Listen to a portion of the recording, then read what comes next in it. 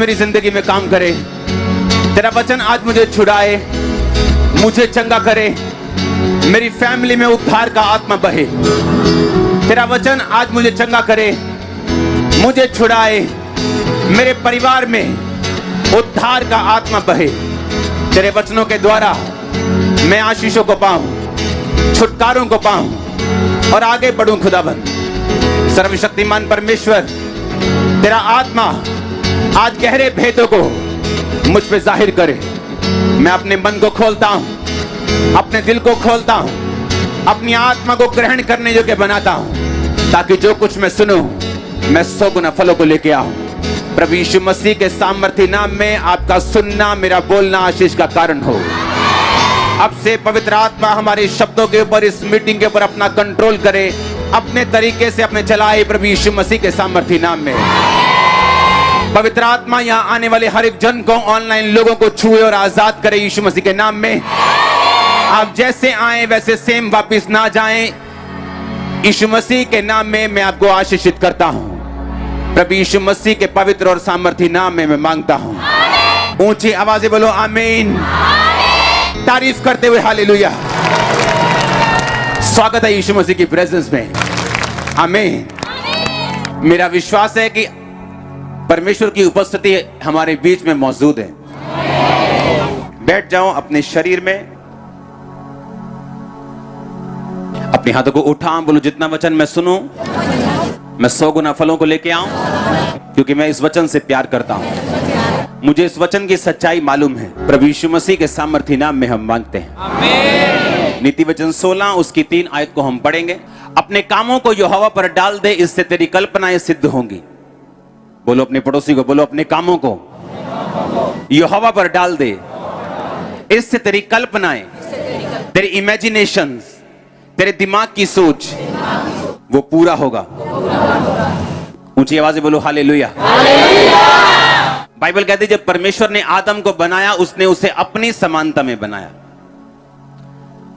और उससे पहले कभी आदम नहीं बनाया गया। तभी परमेश्वर ने आदम को बनाया, और बाइबल कहती है उसे अपने तरह का बनाया और अपने जैसे अधिकार उसे दिए। परमेश्वर ने आदम को अधिकार दिया, जो वो खुद कर सकता था वो आदम कर सकता था। एक बार एक क्रिश्चियन परिवार में एक लड़की बिगड़ गई, और वो बिगड़ी नहीं, इतना बिगड़ गई कि उस परिवार में अपने पिता के दोस्तों के साथ और अपने भाई के दोस्तों के साथ, दोनों के साथ वो गलत थी। उसकी मम्मी को इतनी शर्म आई कि हम क्रिश्चियन हैं और हमारी लड़की ने हमारा मुंह काला कर दिया। कितने दिन वो रोती रही, दुखी होती रही, परमेश्वर से पूछती रही, और एक दिन अपने पास्टर के पास चली गई और पास्टर के पास जाके बोलती है कि पास्टर जी मेरी बेटी इस तरह से बिगड़ गई और मैं चाहती हूं कि आप मेरे लिए प्रार्थना करें कि वो मर जाए और परमेश्वर उसे उठा ले और उसे अपने पास बुला ले। उस पास्टर ने कहा तेरी बेटी में तो प्रॉब्लम है ही है, लेकिन तुझ में जो प्रॉब्लम है वो तेरी बेटी से भी बड़ी है, क्योंकि तू परमेश्वर के कामों को नहीं जानती, ना ही उसकी सामर्थ को जानती। तो उसने कहा मैं क्या करूं? उसने कहा तू एक दर्शन देख, तू एक इमेजिनेशन कर, अपने दिमाग में एक विजन देख, अपने दिमाग में एक कल्पना बना कि तेरी बेटी जो है वो व्हाइट कपड़ों में परमेश्वर का प्रचार कर रही है, तेरी बेटी तेरे घर आई है, तुझसे उसने माफी मांगी है और वो सुधर गई है और परमेश्वर के कामों का प्रचार कर रही है। उसने कहा ये तो हो ही नहीं सकता, मैं उसको बहुत बार समझा चुकी हूं, मैंने बहुत बार उसको गाइड किया, हमने मारा पीटा सब कुछ करके देख लिया, वो नहीं सुधरती। मेरे हस्बैंड और मेरे जो बेटा है उसके दोस्तों के साथ वो रहती है, गलत काम करती है, सब कुछ करती है, बाहर ही रहती है। उसने कहा नहीं। आप जानते जब मैंने लूत का वचन समझाया तो लोग कहते हमें पहली बार समझ आया कि वहां लिखा क्या है, क्योंकि हम जब लूत का वचन पढ़ते थे ये पढ़ते थे कि लूत अपने मन को पीड़ित करता था लोगों के पापों को देखकर, तो लोगों को यह लगता था कि लूत राइट साइड पर है, सही साइड पर है। लेकिन जब मैंने उन्हें समझाया कि लूत सही साइड नहीं था, वो अपने मन को पीड़ित तो करता था लेकिन स्टेप कोई नहीं लेता था। मन को पीड़ित रखता था लेकिन रहता वही सदोम में ही था, हाँ या ना? लेकिन उसने स्टेप नहीं लिया, उसके कारण उसका परिवार खत्म हुआ, उसकी वाइफ खत्म हुई, उसके बच्चे खत्म हुए, उसके बच्चों से जो पाप की संतान पैदा हुई उसकी लड़कियों से, मोआब और अम्मोनी, बाइबल कहती परमेश्वर ने सारी उम्र वंशों तक उनसे नफरत की। लेकिन बाइबल तो कहती है वो अपने सच्चे मन को पीड़ित करता था, लेकिन पीड़ित तो करता था लेकिन स्टेप कोई लेता नहीं था, वहां से निकलता नहीं था। अपने बच्चों के ऊपर उसने छड़ी नहीं चलाई, अपनी वाइफ को समझाया नहीं, लेकिन बस पीड़ित रहता था मन में, किया कुछ नहीं। जैसे लोग अफसोस करने जाते ना दूसरे घरों में, हाय भैन जी हाँ वो माड़ा होया ते ओही भैन जी जड़ी अफसोस करन आई, उन्हें प्लान बनाया कि इस अफसोस तो बाद नाल ही बाजार है, शॉपिंग भी करके जानी वापस। हाँ, अफसोस करने का मतलब है अगर आप अगले के पास गए हो, आप उसकी लाइफ को बेटर करके आओगे। मुंह से अफसोस करने का कोई फायदा नहीं। उसी तरह का अफसोस लूत कर रहा था, मुंह से अफसोस कर रहा था, लेकिन करना क्या चाहिए, स्टेप क्या लेना चाहिए, उसमें वो कमजोर था।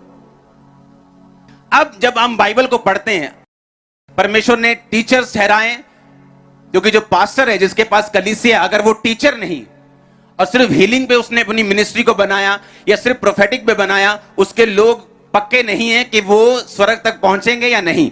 हाँ, चंगाई ले सकते हैं, बरकत ले सकते हैं, लेकिन हेवन तक पहुंचेंगे कि नहीं, क्योंकि वो आपको टीचिंग लेके जाएगी। इसलिए जरूरी है कि हर एक मेगा पास्टर जिसके पास बड़ी चर्च है, वो अपने लोगों को टीचिंग में लेके जाए, ताकि वो वर्ड को, वचन को उन्हीं आंखों से पढ़ सके जिन्हीं आंखों से उनका अगुआ पढ़ रहा है। आमीन। या जिन आंखों से पवित्र आत्मा चाहता है कि वो पढ़े, वो उन्हीं आंखों से उसे पढ़ सके। अब जब हम ये पढ़ते हैं कि अपने कामों को यहोवा पर डाल दे, तेरी कल्पनाएं परमेश्वर क्या करेगा, सिद्ध करेगा। अब उस लड़की ने, उस औरत ने क्या किया, अपने कामों को किस पे डाल दिया, यहोवा के ऊपर। कैसे? उसने अपनी मर्जी को पूरा करना नहीं चाहा कि मेरी बेइज्जती हुई, मेरी बेटी मर जाए। उसने अपने कामों को यहोवा पर डाल दिया, अपना सब कुछ परमेश्वर पे डाला, कल्पना बनाई, दिमाग में एक इमेजिनेशन की, दिमाग में एक सोच बनाई कि हाँ मेरी बेटी वापस आ रही, हाँ मेरी बेटी वापस आ रही, हाँ मेरी बेटी वापस आ रही। हाँ, उसने पापों को छोड़ दिया और वो रोज इस इमेजिनेशन से प्रार्थना करने लगी। दिमाग में इमेजिनेशन को बनाया कि अपने कामों को यहोवा पर डाल दे, तेरी कल्पनाएं क्या होंगी, तेरी कल्पनाएं क्या होंगी। अब कल्पना क्या है? वो कल्पना मेगा चर्च की हो सकती, वो कल्पना बड़ा बिजनेस हो सकता है, वो कल्पना आपका पूरा परिवार का उद्धार हो सकता है, वो कल्पना आपकी मैरिड लाइफ का जो स्ट्रगल है उससे बाहर आना हो सकता है, वो कल्पना आपकी हीलिंग हो सकती है, आपकी चंगाई हो सकती, वो इमेजिनेशन आपके बच्चों के लिए आपकी हो सकती। परमेश्वर कहता अगर तू अपने कामों को मुझ पे डाल देगा, मैं तेरी कल्पनाओं को क्या कर दूंगा, सिद्ध कर दूंगा।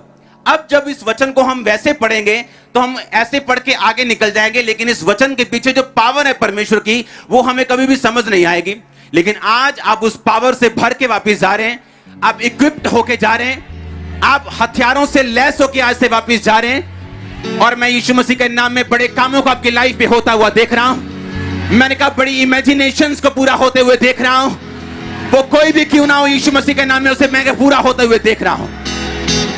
परमेश्वर कहता तेरी कल्पनाएं सिद्ध होंगी। उसने ये नहीं कहा पर तेरी कल्पना इस लेवल की होनी चाहिए, तेरी कल्पना आगे नहीं जानी चाहिए, तेरी कल्पना बस 10,000 लोगों से ऊपर नहीं होनी चाहिए, तेरी कल्पना बस हीलिंग इतनी होनी चाहिए, कैंसर की कल्पना नहीं होनी चाहिए कि वो हील हो जाए, बस सिर दर्द तक रहनी चाहिए। उसने ये नहीं कहा। उसने कहा तेरी कल्पनाएं क्या होंगी, सिद्ध होंगी। तू जितनी कल्पना कर सकता है, परमेश्वर ने कहा मैं उसे सिद्ध कर सकता हूं, लेकिन हर एक काम का तरीका है करने का। हालेलुया। जिस तरह अगर आज कोई रोता रहे चंगाई के लिए, उसे चंगाई नहीं मिलती, वो रोता रोता मर भी सकता है जब तक वो अंगीकार ना करे कि उसके कोड़े खाने से मैं चंगा हो चुका हूं। अपने आप को तौबा में रखे, परमेश्वर में रखे, अंगीकार में रखे, विश्वास रखे और उसको पक्का अंगीकार करके रखे लगातार, तो वो उन चीजों को हासिल करता है। मैंने किया, आप में से बहुत लोगों ने किया, हां या ना। इसी तरह से ये वचन भी अपने आप पूरा नहीं होता जब तक आप इस वचन को पूरा करने के लिए स्टेप्स नहीं लेते अपनी लाइफ में। हालेलुया। फिर से पढ़ेंगे, अपने कामों को यहोवा पर डाल दे, तेरी कल्पनाएं सिद्ध होंगी। इस दुनिया में 3 आत्माएं हैं, एक पवित्र आत्मा, दूसरा इंसान का आत्मा, तीसरा शैतान का आत्मा। ये पावर, ये इमेजिनेशन, उत्पत्ति वाली हम वचन को पढ़ेंगे, 30 बाब वाले वचन को। लाबान ने उससे कहा यदि तेरी दृष्टि में मैंने अनुग्रह पाया है तो यहीं रह जा, क्योंकि मैंने अनुभव से जान लिया कि यहोवा ने तेरे कारण से मुझे आशीष दी है। फिर उसने कहा तू ठीक बता कि मैं तुझको क्या दूं और मैं उसे तुझे दूंगा। उसने कहा तू जानता है कि मैंने तेरी सेवा कैसे की है और तेरे पशु मेरे पास किस प्रकार से रहे। मेरे आने से पहले वो कितने थे, अब कितने हो गए। यहोवा ने मेरे आने पर तुझे आशीष दी है, पर मैं अपने घर का काम कब करने पाऊंगा। फिर उसने कहा मैं तुझे क्या दूं। याकूब ने कहा तू मुझे कुछ ना दे, मेरे लिए एक काम कर, फिर मैं तेरी भेड़ बकरियों को चराऊंगा और उनकी रक्षा करूंगा। मैं आज तेरी सब भेड़ बकरियों के बीच होकर निकलूंगा। जो भेड़ या बकरी चित्ती वाली और चित कबरी हो, और जो भेड़ काली हो, जो बकरी चित कबरी और चित्ती वाली हो, उन्हें मैं अलग कर रखूंगा और वे मेरी मजदूरी की ठहरेंगी।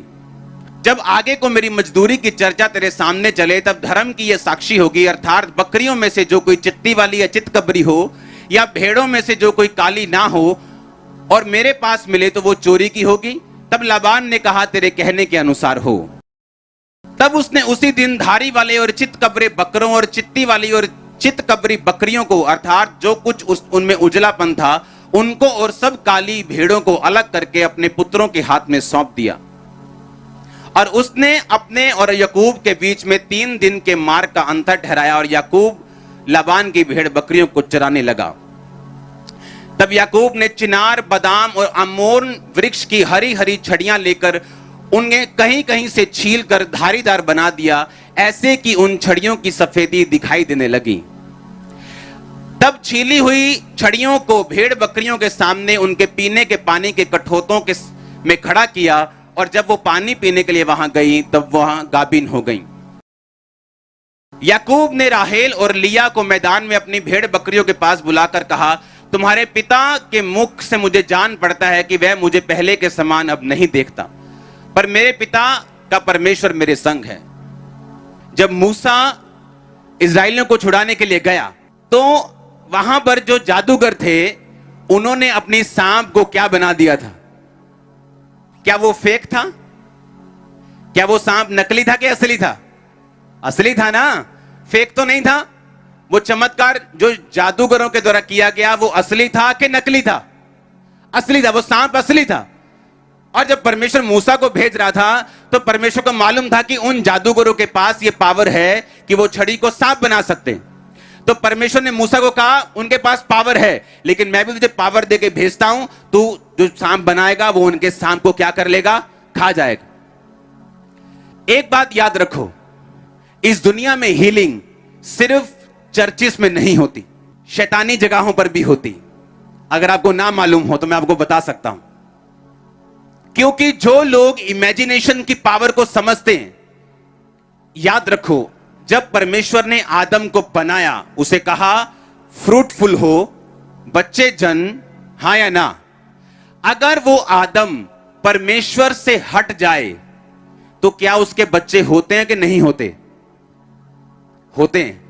तभी तो दुनिया की आबादी बढ़ रही है। अगर कोई क्रिश्चियन नहीं है तो बच्चे उन्हें बंद हो जाते हैं क्या? क्यों? क्योंकि परमेश्वर ने आदम के लिए ये रूल ठहराया और उसको इस सिस्टम में डाल दिया। अब ध्यान से समझना, चाहे वो मसीह से हट जाए, लेकिन बच्चे तब भी दुनिया के बच्चे हो रहे हैं कि नहीं हो रहे? जब परमेश्वर ने आदम को बनाया, बाइबल कहती उसने आदम को अपनी ही समानता में, यानी जब परमेश्वर आदम को बना रहा था, उसने ये नहीं सोचा कि मैं इसको कम बनाऊंगा, उसने कहा मैं इसको अपने जैसा बनाऊंगा। बाइबल कहती इस जगत की नींव को, आप जानते हैं धरती के नीचे पानी है कि नहीं? कोई 1000 फुट पे है, पंजाब में 100 फुट पे, 150 फुट पे है, लेकिन धरती के नीचे पानी। परमेश्वर ने पानी के ऊपर धरती की नींव को स्थिर किया। और कैसे किया? बाइबल कहती परमेश्वर ने कहा, बुद्धि से ही तूने धरती की नींव डाली और समझ के द्वारा उसको क्या किया? स्थिर किया। बुद्धि, यानी जब परमेश्वर ने धरती की नींव डाली, तो सबसे पहले उसने अपने दिमाग में उसे इमेजिन किया। और जब परमेश्वर ने इमेजिन किया अपनी बुद्धि से, तो परमेश्वर ने अपने इमेजिनेशन के ऊपर अपने वर्ड को भेजा, आकाश बन जाए, पृथ्वी बन जाए। तो बाइबल कहती है वो वैसा ही हो गया। अब जब परमेश्वर ने आदम को बनाया, अब परमेश्वर ने वही अधिकार सेम आदम के अंदर डाले हुए हैं। जब, सुनो मेरी बात, हम जब सॉन्ग गाते हैं, हां, मस्से का सॉन्ग गाते हैं, आपको सामर्थ फील होती है कि नहीं होती? हमें दिल करता ताली बजाऊं जोर से, है ना? करता है कि नहीं? किसी का दिल करता मैं नाचूं, किसी का दिल करता मैं जोर से हालेलुया, करता है कि नहीं करता? वही सेम सॉन्ग अगर आप शैतानी लगा दें, हां, वो डांस करने का दिल करता है कि नहीं करता? क्यों? क्योंकि वो भी एक पावर है। लेकिन वो पावर किसकी है? शैतान की। और यह पावर किसकी है? आज लोग अगर आप देखें जापान में, चाइना में, तो ऐसी उनके पास तरीके हैं जिससे वो आदमियों को हील करते हैं अपनी इमेजिनेशन से, पर वो आत्मा उद्धार का आत्मा नहीं, और वो लिमिटेड है। मूसा जिन जादूगरों के साथ उसका सामना हुआ, वो सांप बना सकते थे, अच्छा उसके बाद अपना हाथ ऐसा कर सकते थे, उसके बाद थोड़े बहुत मिरेकल कर सकते थे, लेकिन मूसा बड़े के बाद बड़ा चमत्कार करता गया, उन्होंने हाथ खड़े कर दिए, कहते इसके बाद कुछ नहीं हो सकता। हाँ या ना? सुनो मेरी बात, कहीं आप देशों में चले जाओ, इमेजिनेशन से कहते भाई ये इमेजिन करना, आप इस तरह से ध्यान करेंगे और आपको चंगाई मिल जाएगी। करते कि नहीं करते? और वो रियल है, क्योंकि उनको ये रूल मालूम है कि अपनी इमेजिनेशंस को एक्टिवेट करके हम मटेरियल वर्ल्ड के ऊपर, दुनियावी वर्ल्ड के ऊपर हम कब्जा कर सकते हैं। उन्होंने कहा अपनी सोच के ऊपर कब्जा करके हम अपने दुनियावी जो दुनिया की चीजें हैं उन पर कब्जा कर सकते हैं। और इसीलिए वो ध्यान करवाते हैं, बोलते ध्यान करो, और लोग हील भी होते। लोग बोलते हैं कि मैं वहां पे गया, उन्होंने ध्यान करने के लिए बोला, ये किया और मैं हील हुआ, लेकिन वो एक लिमिटेड लेवल तक है। लेकिन जब यीशु मसीह आपको हील करता है, वो आपको सेव करता है, स्ट्रांग करता है, वंशों तक लेके जाता है। अब ये बात अगर आपको नहीं मालूम, मान लो एक राजा जिसका बच्चा पैदा हुआ और वो बच्चा कोई दूसरे देश में चला गया, उसको मालूम नहीं कि मैं प्रिंस हूं, या उसको मालूम नहीं मैं राजकुमारी हूं। जब तक उसको ये मालूम नहीं और जब तक वो अपने देश में ना आए, तब तक वो अपने अधिकारों का प्रयोग नहीं कर सकती, अपने लाइफ को उस लेवल पर एंजॉय नहीं कर सकती जिस लेवल में वो पैदा हुई। हाँ या ना? उसी तरह से जब तक एक क्रिश्चियन को मालूम नहीं होता कि मेरे अंदर पावर क्या है, अगर मैं क्रिश्चियन हूं तो वही हाल आपका है, वही हाल आपके पड़ोसी का है, वो भी दुखी है, आप भी दुखी हैं, वो भी बीमार है, आप भी बीमार हैं, वो भी गरीब है, आप भी गरीब, तो फर्क कहां पे है? क्योंकि हमने अपने अधिकारों का प्रयोग ही नहीं किया, हमने अपने अधिकारों को पहचाना ही नहीं, हमको मालूम नहीं हम कर क्या सकते हैं। बाइबल कहती, याकूब कहता अपने मामा से, कहता प्लीज मुझे घर भेज दे, मैंने अब तेरी बेटी के लिए 7 साल सेवा की, फिर 7 साल सेवा की, मैं अपने घर जाना चाहता हूं, मैं अपने घर का काम कब करने पाऊंगा? कहता नहीं नहीं यहीं रुक जा, तेरे रुकने से मुझे आशीष मिली, मेरी भेड़ बकरियां बढ़ गई। याकूब ने सोचा ये ऐसे मुझे जाने नहीं देगा, उसने स्कीम लगाई। मैं आपको आसान भाषा में आपको एक्सप्लेन करूंगा वो स्कीम क्या थी। उसने कहा ठीक है, मैं तेरी भेड़ बकरे को चराऊंगा, तुझसे कुछ नहीं लूंगा, पर एक शर्त है, ये काली भेड़ बकरियां, मैं आपको इमेजिन बता रहा हूं कि आप ऐसा सोच लो, क्योंकि चितकबरी धारी वाली आप कंफ्यूज हो जाओगे।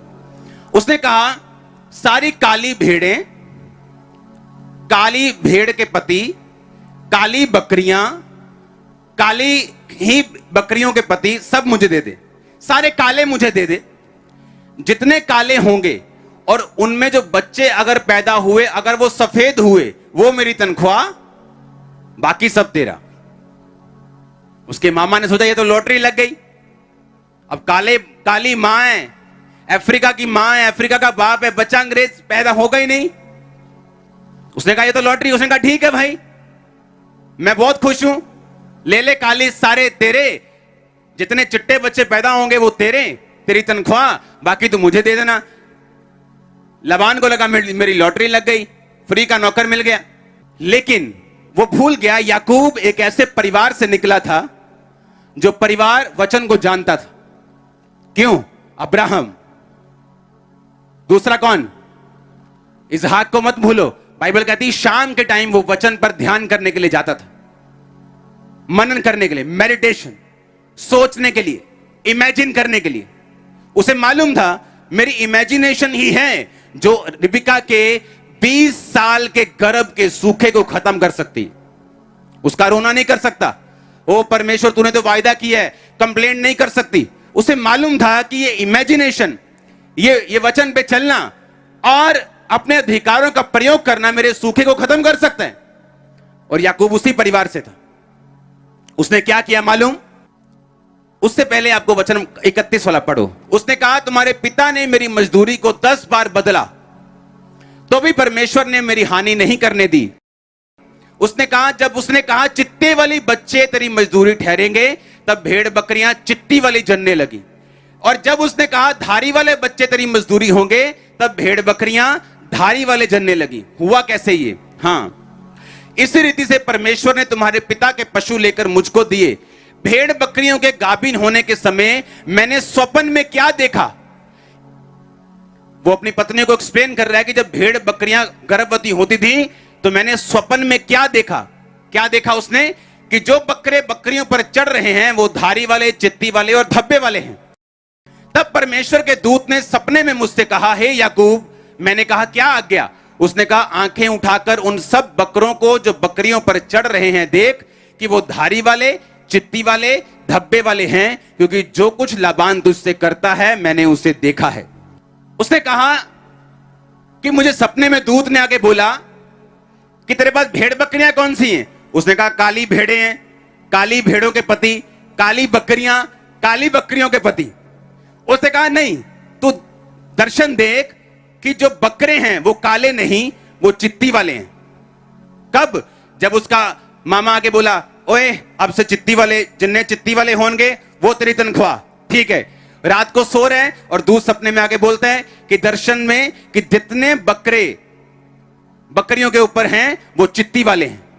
पर है वो कौन से थे? काले। पर दर्शन में क्या देख रहा है? वो कौन से हैं? और जब सुबह उठता था और 2 महीने 3 महीने बाद जो बच्चे पैदा होते थे वो चित्ती वाले होते थे। सुनो मेरी बात, लाबान आता था, लाबान क्या हुआ? अरे चित्ती वाले कैसे पैदा हो गए? नहीं नहीं नहीं, ये कोई डीएनए में गड़बड़ हो गई है। अब चित्ती वाले नहीं, अब जितने धारी वाले होंगे वो तेरी तनख्वाह है। वो जैसे सपनों में सोया, दूत आया, बोला, अब तू देख दर्शन में कि जितने बकरे चढ़ रहे हैं वो धारी वाले हैं। 2 महीने बाद धारी, 3 महीने बाद धारी वाले बच्चे पैदा हो रहे हैं। उसका मामा आके फिर देख रहा है, ये क्या हो रहा है? धारी वाले कैसे हो रहे हैं? नहीं, ये कुछ अब की बार कुछ लोचा हो गया, केमिकल लोचा। हाँ, अब जितने डॉट वाले बच्चे होंगे वो तेरे होंगे। और कितना कहता, 10 बार उसने मेरी मजदूरी को बदला, 10 बार मैंने दर्शन देखा और वही बच्चे पैदा किए जो मुझे चाहिए थे। इमेजिनेशन। अगर शैतान के दूत, अगर शैतान के लोग इमेजिनेशन करके कुछ लेवल की हीलिंग दे सकते हैं, जादू कर सकते हैं, टोना कर सकते हैं, छड़ी को सांप बना सकते हैं, आप जिसके पास पवित्र आत्मा है वो सोचो आप क्या नहीं कर सकते। सुनो, हमारी इमेजिनेशन छोटी होने के कारण परमेश्वर हमारी जिंदगी में वो काम नहीं कर पाता जो वो सच में चाहता है कि हो, क्योंकि उसे डिस्कवर करना, उसे खोजना, ये परमेश्वर का काम नहीं, ये आपका काम है। अगर आप अपने आप को कम समझोगे क्योंकि आप फलानी जाति से हो, मैं तो छोटा हूं जी, मैं तो बहुत गरीब हूं जी, मेरा तो गोत्र बड़ा छोटा है जी, अगर आप इसी तरह सोचते रहेंगे आप कभी बड़े काम नहीं कर सकते। क्योंकि परमेश्वर ने जब आपको बनाया उसने कोई जाति नहीं बनाई, कोई गोत्र, कोई कास्ट नहीं बनाई, उसने आपको बनाया। अब मत सोचो यहां लाखों लोग, हजारों लोग बैठे हैं, दुनिया में लाखों लोग, आप ये सोचो परमेश्वर ने सिर्फ आपको बनाया और अपने जैसा बनाया, और आप वही कर सकते हो जो परमेश्वर कर सकते हैं। जितने चर्च की ग्रोथ आप देखते हो ये सब मेरे इमेजिनेशन में थी। जो आप बनता हुआ देख रहे हो ये इमेजिनेशन में था। बाइबल कहती जब वो सपने में देख लेता था तो सुबह उठ के क्या करता था? कुछ छड़ियां लेता था, उन्हें बीच से अगर धारी वाले बच्चे चाहिए तो छड़ियों को छीलता था, ऐसे छील देता था, ऐसे छील देता था, और इन्हें धारी वाला बना के इन छड़ियों को बकरियों के सामने रखता था। जब वो उसे देखकर पानी पीती थी वही बच्चे पैदा करती थी। इमेजिन करो आप। और हर बार जब उसकी मजदूरी बदली जाती थी, हर बार उस मजदूरी को वो अपने फायदे में बदल लेता था। अगर हम अपने परमेश्वर को छोटा समझेंगे वो छोटा है, गरीब समझेंगे वो गरीब है, सर्वशक्तिमान समझेंगे वो सर्वशक्तिमान है, सब कुछ कर सकता है तो सब कुछ कर सकता है, थोड़ा कर सकता है तो थोड़ा कर सकता है। जैसा आप उसे समझेंगे वो वैसा आपकी लाइफ में काम करेगा। अपने कामों को यहोवा पर डाल दे, तेरी कल्पनाएं, तेरी इमेजिनेशन। अब वो लेडी कल्पना बना के बैठी कि मेरी बेटी आ रही, मेरी बेटी आ रही, मेरी बेटी आ रही, मेरी बेटी आ रही, तौबा कर ली। रोज शाम को प्रार्थना करते वक्त जब बैठती थी तो एक्सपेक्ट करती थी कि किसी दिन मेरे दरवाजे पे ठक ठक होगी, किसी दिन मेरे दरवाजे पे नॉक नॉक होगा। और एक दिन सच में नॉक हुआ। दरवाजा खोला, उसकी बेटी सामने खड़ी थी। जब सामने खड़ी तो उसे, उसकी बेटी के दिल में जो था कि सुसाइड करने वो जा रही थी। उसकी मां पीछे इमेजिनेशन में थी कि मेरी बेटी को परमेश्वर बदल रहा है, और वो थैंक्स कर रही थी, प्रार्थना कर रही थी। और उसने कहा मेरा दिल ऐसा मुझे हुआ कि मरने से पहले मुझे गिल्टी फील हुआ बहुत कि मैंने गलत काम किया और मैं सुसाइड करने जा रही थी, लेकिन मुझे ऐसा लगा कि मैं एक बार अपनी मां से मिल लूं। तो उसके दिल में था कि अगर मैं अपनी मां से मिलूं तो वो बहुत गुस्से वाली है, पता नहीं मुझे स्वीकार नहीं करेगी, अगर वो नहीं करेगी वापस आ जाऊंगी, सुसाइड कर लूंगी, लेकिन एक बार मैं ट्राई करना चाहती हूं। जैसे ही वो दरवाजे पे गई, उसे नहीं मालूम था उसकी मां बदल चुकी, उसकी मां का माइंड पास्टर ने चेंज कर दिया। जैसे ही उसने दरवाजा खोला, उसकी मां रो पड़ी, उसे गले से लगाया, वो भी रो पड़ी। और आज वो लड़की प्रचारक है, वो लड़की जो वेश्या थी प्रचारक है, आज प्रीचिंग करती पूरी दुनिया में। हालेलुया। अपने कामों को यहोवा पर डाल दे, तेरी कल्पनाएं सिद्ध होंगी। आप कुछ भी कर सकते हैं अपने, अगर आप इस अधिकार को समझें कि जब परमेश्वर ने आदम को बनाया उसने अपने जैसा बनाया। अगर आज परमेश्वर आदम से हटता भी है, अगर आज आदम प्रभु से दूर हो जाए, आदम तब भी किसी लेवल तक यह चमत्कार कर सकता है। आपको मालूम, शैतान की आत्मा के द्वारा, क्योंकि same imagination, same rule devil kingdom में भी, क्योंकि शैतान कॉपी करने वाला है। मूसा सांप बनाया, कहते हमने भी सांप बनाया, क्योंकि शैतान भी स्पिरिचुअल जो रूल्स है वो उन्हें जानता है, समझता है। इसलिए वो डेविलिश म्यूजिक तैयार करता है, डेविलिश जगहों को तैयार करता है, उसे मालूम है स्पिरिचुअल रूल्स क्या हैं। और आज जब आदम इंसान प्रभु से हट जाए किसी लेवल तक, इसी रूल्स के जरिए वो काम कर सकता है, पर उसे यह बात मालूम होनी चाहिए कि उद्धार सिर्फ एक ही नाम के नीचे, उस नाम को बुलाओ ऊंची आवाज में, कौन सा है? बोलो यीशु, ऊंची आवाज में बोलो यीशु। हालेलुया। जोर से हालेलुया बोलो एक बार, जोर से। अगर आप समझ जाएं आपकी इमेजिनेशन पावर कितनी, आप रोना बंद कर देंगे कि अभी आप कहां पे, सिचुएशन क्या है, बीमारी क्या है, क्या दिक्कत है। अगर आप उस पावर को समझ जाएं जो परमेश्वर ने आपको दी है। इमेजिन करो अगर शैतानी लोग इस पावर से एक लेवल तक काम कर सकते हैं, आप सोचो किस लेवल तक जा सकते हैं। जबकि परमेश्वर का आत्मा आपके पास है। अब इंसान की आत्मा को चॉइस करने की, वो शैतान की आत्मा के साथ काम करना चाहता है या वो परमेश्वर की आत्मा के साथ काम करना चाहता है। एक जादूगर जो सांप को, छड़ी को सांप बना रहा है, हो सकता है अपनी लाइफ में हर तरफ वो फेल हो, बस वही पावर उसके पास। लेकिन जब आप उसको सांप बनाएंगे, आप चारों तरफ से सक्सेसफुल होंगे साथ साथ। क्यों? क्योंकि आप परमेश्वर की आत्मा से जो काम कर रहे हैं, आप उसमें सुरक्षित भी हैं। परमेश्वर ने बुद्धि से लिखा, धरती की नींव को डाला, समझ से उसको स्थिर किया, और वही बुद्धि परमेश्वर ने आपको दी। और बाइबल कहती है जब आप परमेश्वर का डर मानते हैं, पाप से दूर रहते, शराब से दूर रहते, व्यभिचार से दूर रहते, खिलाफत से दूर रहते, निंदा से दूर रहते, बाइबल कहती है वो बुद्धि आप में होती। और वही बुद्धि अगर आप में है, वो विजडम आप में है, वो विजडम आपको लीड करेगी कि आप इमेजिनेशंस को अपने हार्ट में रखें, और वो आपकी अगुवाई करेगी उन्हें पूरा करने के लिए भी। अब आपने पावर तो समझ ली कि इमेजिनेशन क्या कर सकती, कल्पनाएं सिद्ध कैसे हो सकती। आपने ये तो समझ लिया कि ये हो सकता है, मैं इमेजिनेशन के थ्रू हीलिंग ले सकता हूं, डिलीवरेंस ले सकता हूं, बढ़ सकता हूं। लेकिन अब आप याकूब की तरह छड़ियां छीलोगे, क्योंकि उसको तो बकरियों की प्रॉब्लम थी, लेकिन आप बकरियों की प्रॉब्लम से नहीं आए हो, हाँ या ना? अब आपको कौन बताएगा कि आपकी सिचुएशन में आप क्या करें? याकूब को तो मालूम है कि आज उसका मामा मजदूरी बदल गया, कि बोलता धारी वाले बच्चे तेरे होंगे, उसने छड़ियां धारी वाली करके उनके सामने रख दी, क्योंकि उसको दर्शन आ चुका था, दूत उससे बात कर चुका था। मैं कह रहा हूं आपको कैसे मालूम कि आप क्या करेंगे? अगर आपको सेवा में बढ़ना है आप क्या करेंगे? अगर आपको हीलिंग में बढ़ना है आप क्या करेंगे? अगर आपको परिवार का उद्धार चाहिए आप क्या करेंगे? आपको यूज होना है प्रभु के लिए आप क्या करेंगे?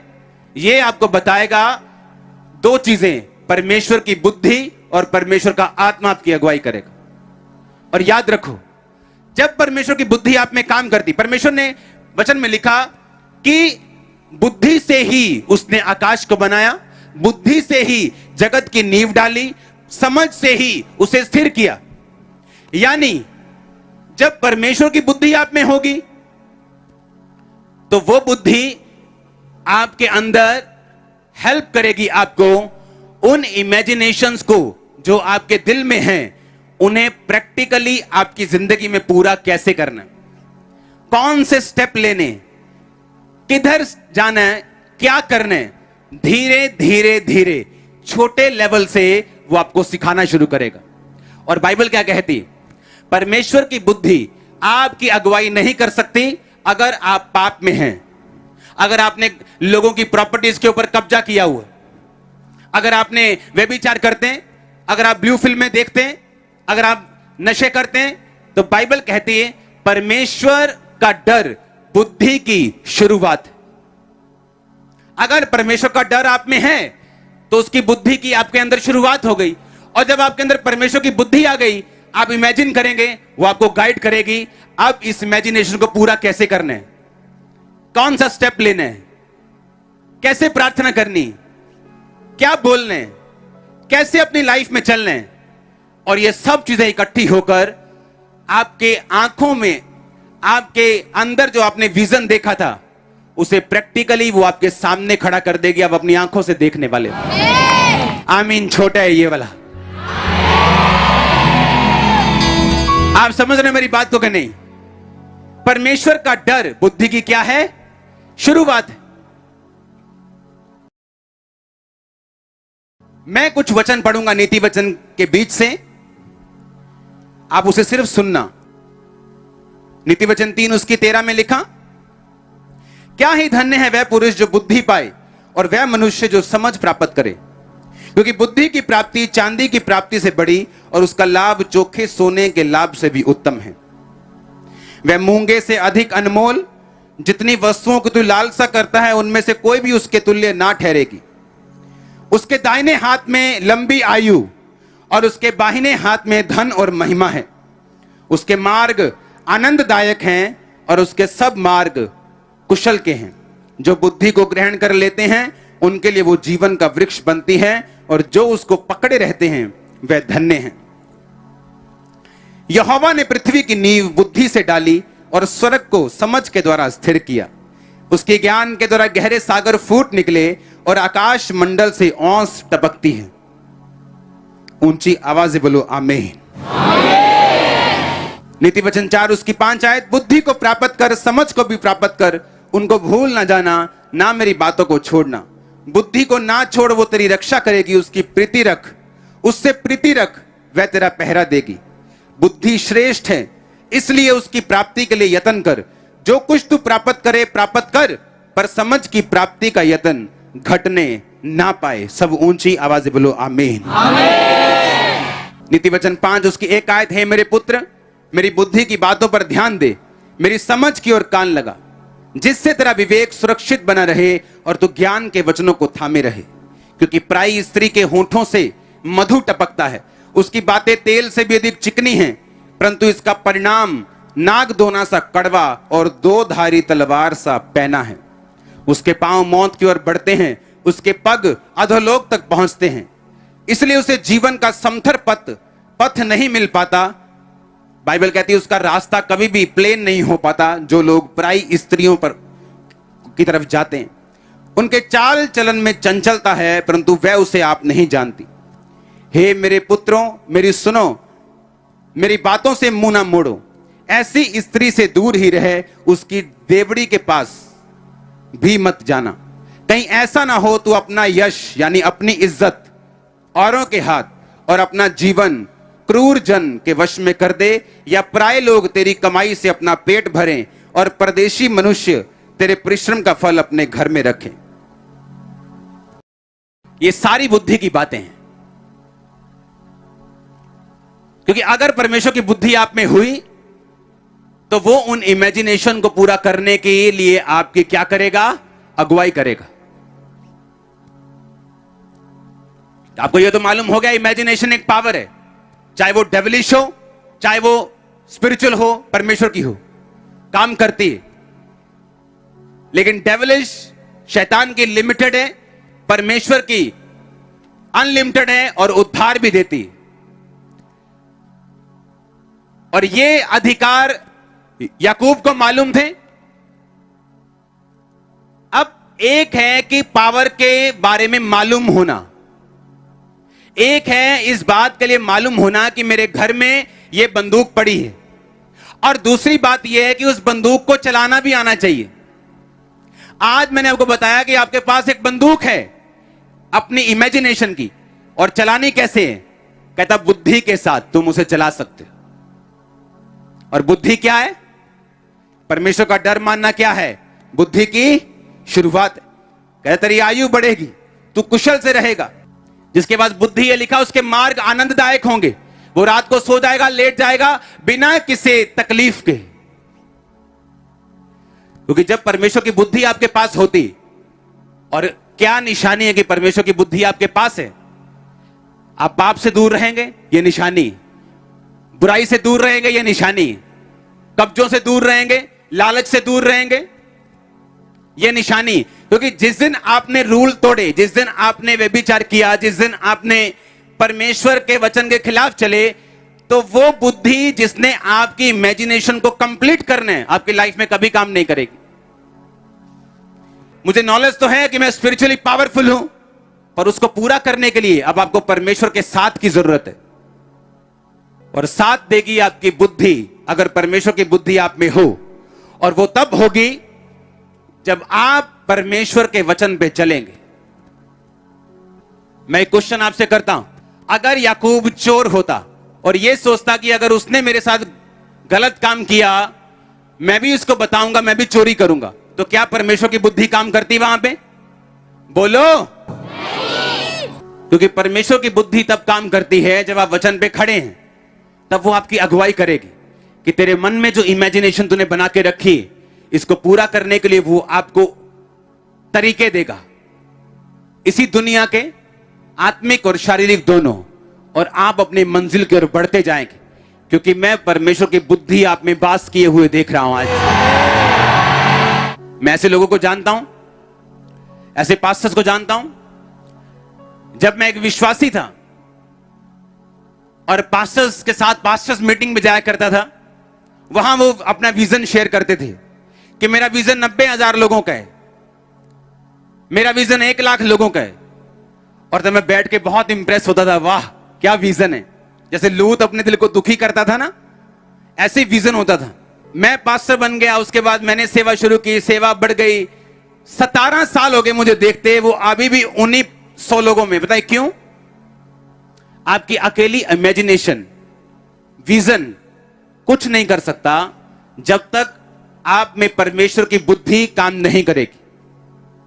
और परमेश्वर की बुद्धि किसमें है, कैसे मालूम होगा? वो वचन पे चलने वाला होगा। आज एक गलती हो जाए किसी से इंटरनेट के ऊपर, आप पास्टर्स की जुबान देखो जो नीचे उन्होंने कमेंट किए होते हैं उस बंदे के खिलाफ। उसने तो गलती की है, उसने तो शायद परमेश्वर ने उसी घंटे माफ कर दिया होगा, लेकिन तुम्हारी गलती उससे भी बड़ी है और तुम नहीं जानते तुम क्या बोल रहे हो।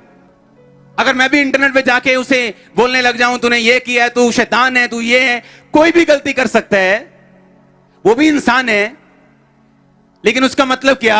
आप उसकी गलती को एक प्लेटफॉर्म बना लेंगे अपनी जेलसी को, कि ऐसे करने से जय मसीह आप क्रिश्चियन बन जाएंगे। आप क्रिश्चियन होते हैं अपने शब्दों से, जब आप बोलते हैं। परमेश्वर ने कहा सदूकी फरीसी, कहता तुम कब्रों के समान हो, ऊपर से सुंदर हो, शानदार। कहता उनको खोल के देखो, अंदर से तुम गले हुए हो, तुम बदबूदार हो। सब परमेश्वर के जन है, सबके नाम के पास्टर लगाए, सब व्हाइट कपड़े पहनते हैं, मेरी तरह टाई भी लगाते हैं कई, पर क्या इससे हम पास्टर बन गए? और जब परमेश्वर की बुद्धि नहीं होती और अंदर क्या है किसी के, आप एक मुलाकात में नहीं जान सकते। इन सिचुएशन से जब घटनाएं होती हैं ऐसी, और उन पास्टर्स के मुंह से देखो क्या निकल रहे हैं, कितनी घटिया और कितनी निंदा की बातें निकल रही, इससे मालूम होता है कि जो उनकी इमेजिनेशन है वो क्यों पूरी नहीं हुई, वो क्यों परमेश्वर उनकी इमेजिनेशन को पूरा नहीं करता, क्यों उनके दर्शनों को पूरा नहीं करता। इसीलिए क्योंकि इमेजिनेशन पूरा करने के लिए आपको एक स्पेशल अगुवाई चाहिए। वो वही कर सकता है जिसके अंदर परमेश्वर की बुद्धि है, और बुद्धि उसी के अंदर है जो निंदा और चुगली से, इन झगड़ों और झमेलों से दूर है।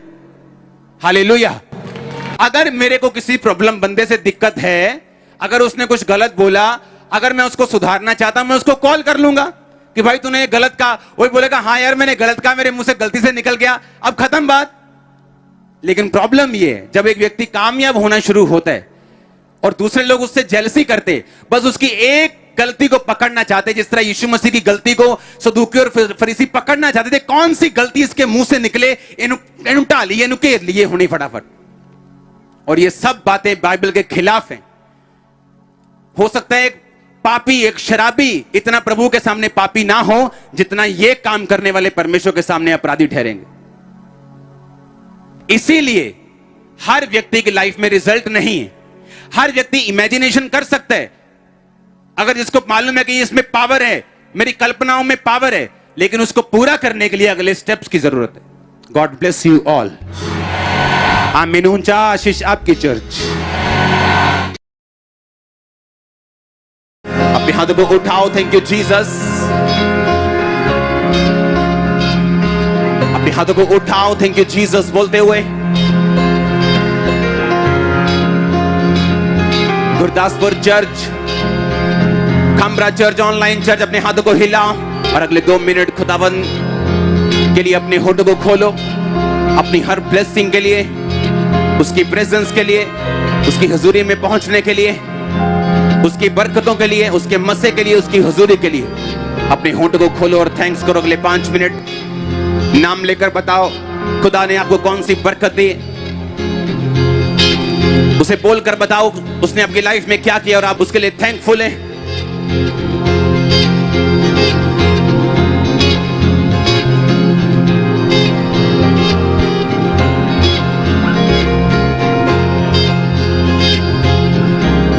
अपने होंठों को खोलकर थैंक्स करो उसका। अगले 5 मिनट हम सिर्फ अपने होंठों को खोलेंगे।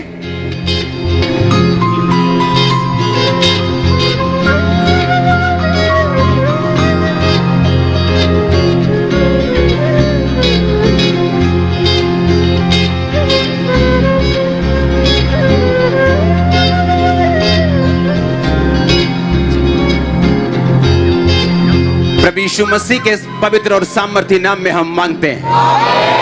आमीन। ऊंचा आशीष आपकी church. God bless you all. अगर खुदावंद आपको ब्लेस करे, आपको कौन फिर कर्ज कर सकता है? बोलो कोई नहीं। मैंने कहा खुदावंद आपको ब्लेस करे, वो आपके परिवारों को ब्लेस करे, जो कुछ आपके साथ जुड़ा हुआ हर एक चीज आशीषित हो यीशु मसीह के नाम में। मैंने कहा अगर खुदा ने आपको ब्लेस किया तो आपको कौन श्रापित कर सकता है? बोलो कोई नहीं।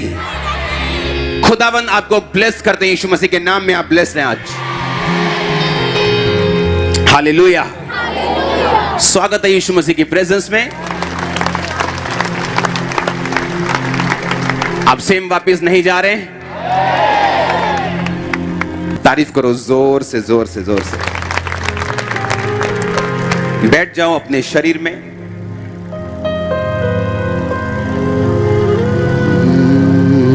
बोलो मेरे हाथ में जो पवित्र बाइबल है, इसको जब मैं सुनूं और अमल में लाऊं, ये 100 गुना फलों को लेके आए। प्रभु यीशु मसीह के पवित्र और सामर्थ्य नाम में मैं मांगता हूं। अपने पड़ोसी को बोलो तू पावरफुल है, क्योंकि परमेश्वर ने तुझे अपनी समानता में बनाया। फिर से बोलो अपने पड़ोसी को तू पावरफुल है, क्योंकि परमेश्वर ने तुझे अपनी समानता में बनाया। आप बिलीव करते हैं इस बात के ऊपर कि परमेश्वर ने आपको अपनी समानता में बनाया? हाँ या ना?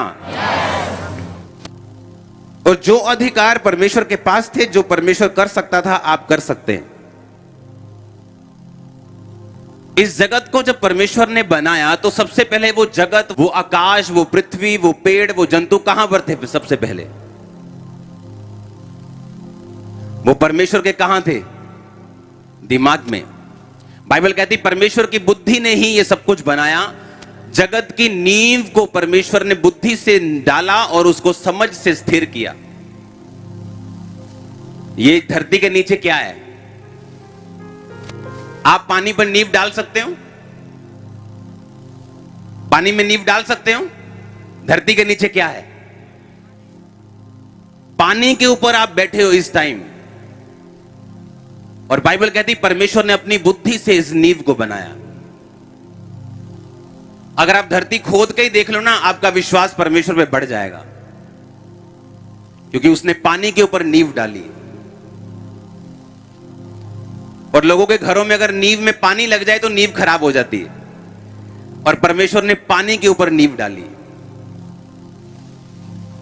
बाइबल कहती है सब कुछ परमेश्वर के दिमाग में आया, उसकी बुद्धि में आया, और लिखा परमेश्वर ने अपनी बुद्धि से इस जगत की नींव डाली और समझ के साथ उसको स्थिर किया।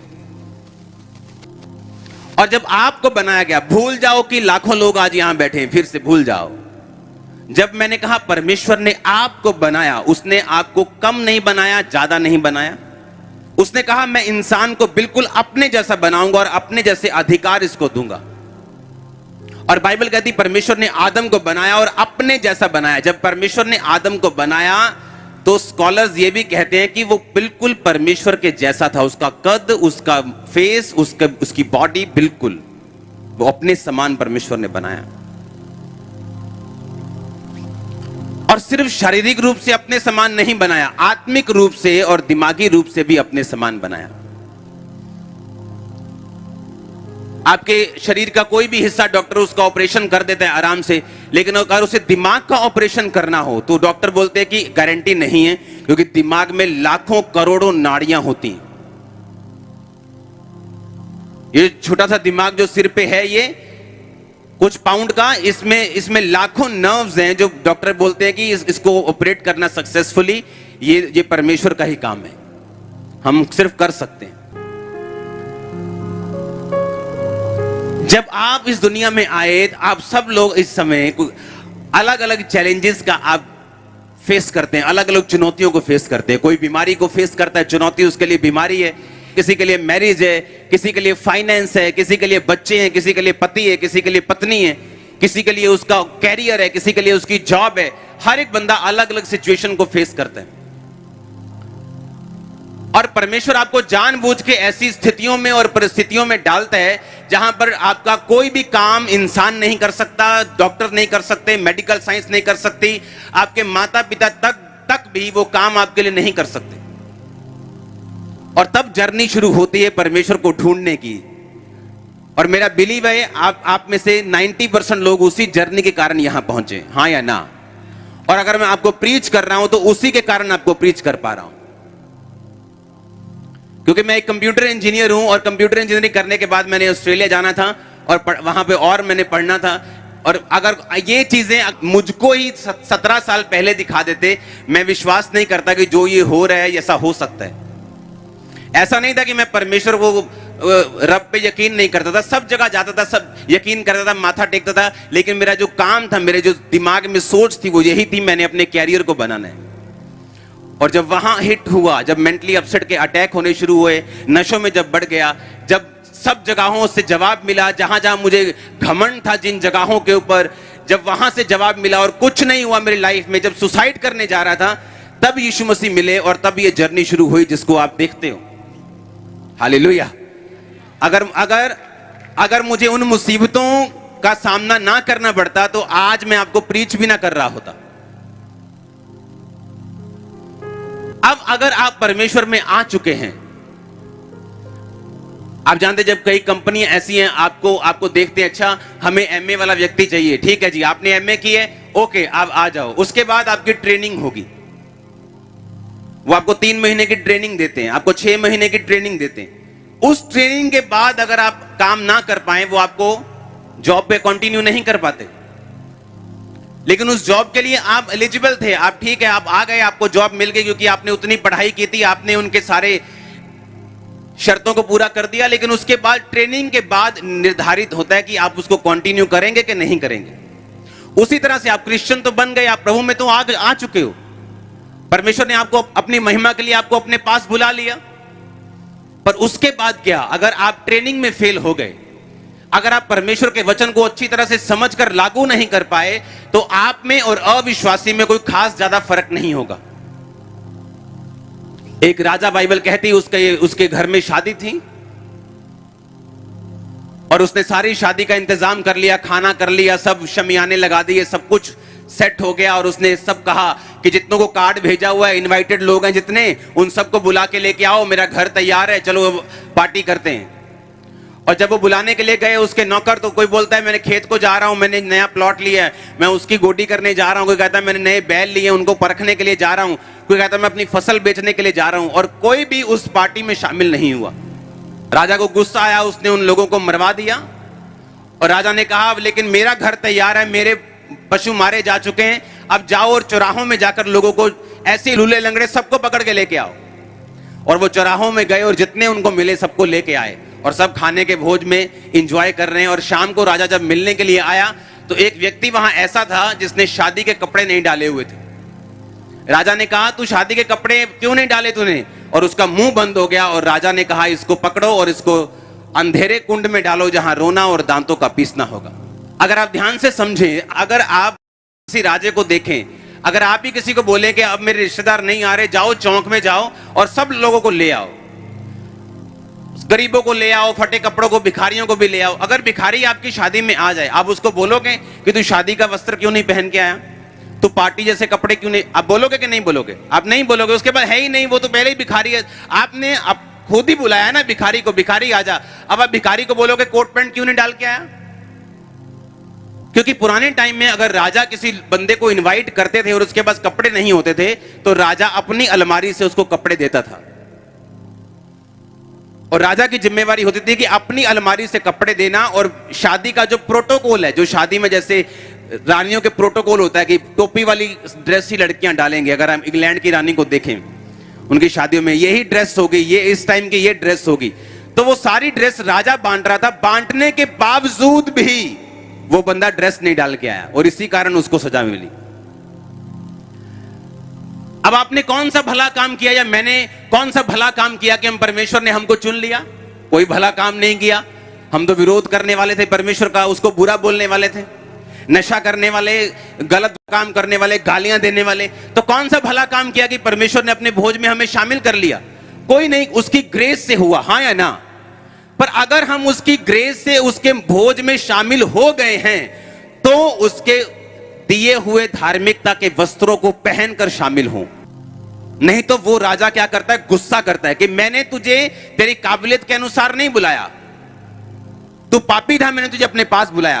पर इसका मतलब यह नहीं है कि तू पापी था तो मैंने, यीशु मसीह ने कहा मैंने तुम्हें अपने पास बुलाया, तू अब भी पापियों की जैसी हरकतें करे।